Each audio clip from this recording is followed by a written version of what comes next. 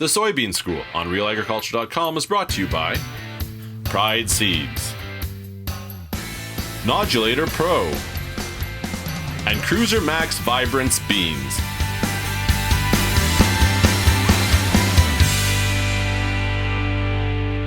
Lorne Hadley of the Canadian Plant Technology Agency joins us again here on Real Agriculture. And Lorne, there's been some interest, fair bit of interest from soybean growers in Western Canada, including new soybean growers in growing Roundup Ready 1, the first generation of Roundup Ready soybean seed. What are some things that growers, from your perspective, need to be aware of if they're looking at this seed for 2017? Well, first of all, it's quite normal that they'd be interested in a technology that's been well proven, like the technology of Roundup Ready 1. However, there should be some things that they're aware of. First of all is that all of the first generation Roundup Ready tolerant soybeans were grown under contract. The majority of them, they signed a contract as a producer not to save seed and not to replant. So there is not that many good varieties, as a matter of fact, no good modern varieties that have been sold without that contract. So they are, if they save seed from a Roundup Ready 1 bean, they're actually in violation of a contract they signed. The second thing is to consider that Roundup Ready 1 is only one of a package of genes in soybeans.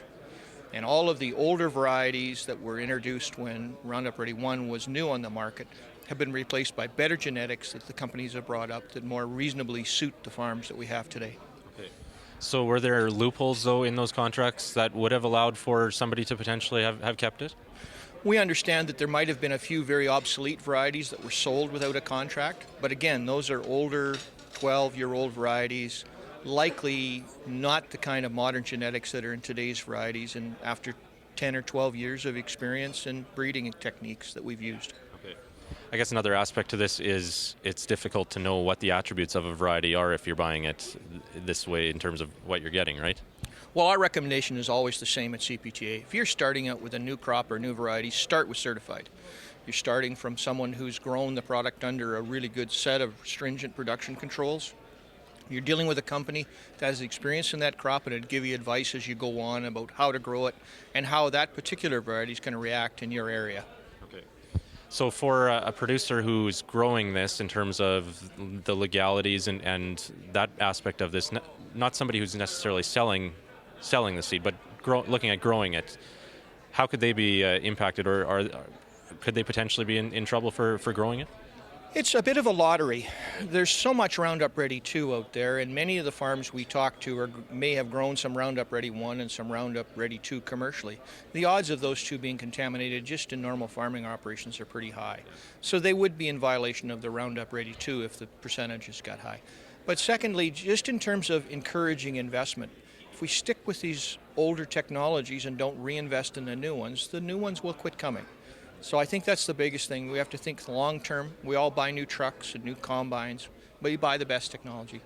The best chance of success is usually with the best technology. And in this case, it's probably a more modern variety than some of the Roundup Ready 1s from the past. Mm-hmm.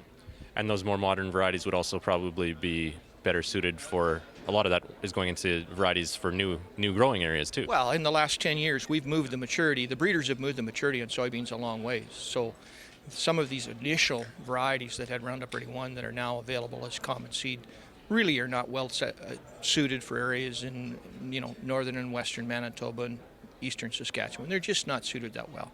Farmers would be better off to get something that's more modern, better genetics, better genetic package, and so on. Okay. Where can people go for clarification or more information on this? Well, there's lots of information. I think the best thing probably, if they want to ask, is just send me an email.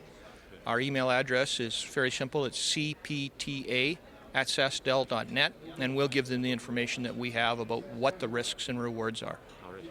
Thanks for joining us again, Lorne. Thank you.